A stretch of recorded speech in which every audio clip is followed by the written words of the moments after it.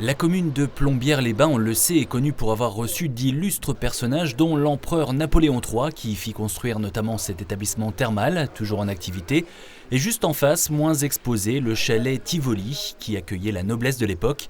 Longtemps laissé à l'abandon, le chalet impérial a été racheté en 2004 par le président d'une société spécialisée dans le chauffage à rayonnement infrarouge lointain, un système assez méconnu en France qu'il a logiquement décidé d'installer ici dans cette grande demeure froide et humide qu'il souhaite à tout prix rénover.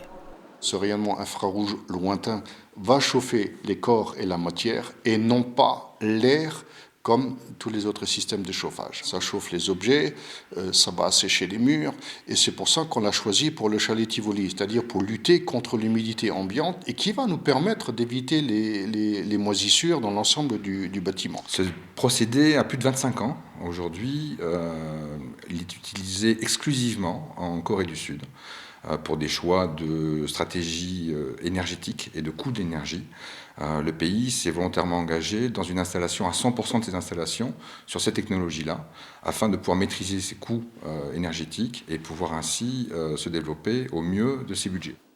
L'IRL, le chauffage infrarouge lointain alimenté par électricité, fonctionne sur le même principe que le rayon de soleil, sans les UV, à partir d'un tableau chauffant et personnalisable comme celui-ci, ou encore ce que l'on appelle le thermofilm, posé ici sur le sol du chalet Tivoli. L'IRL est effectivement largement commenté sur le net, on y parle même des bienfaits du rayonnement infrarouge sur la santé. Pourtant, ce système de chauffage innovant peine à trouver sa place sur le marché français.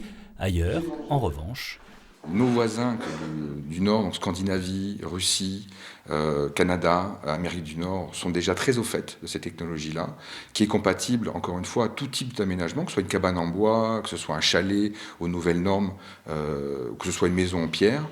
Cette technologie s'applique très très bien, quel que soit son contexte.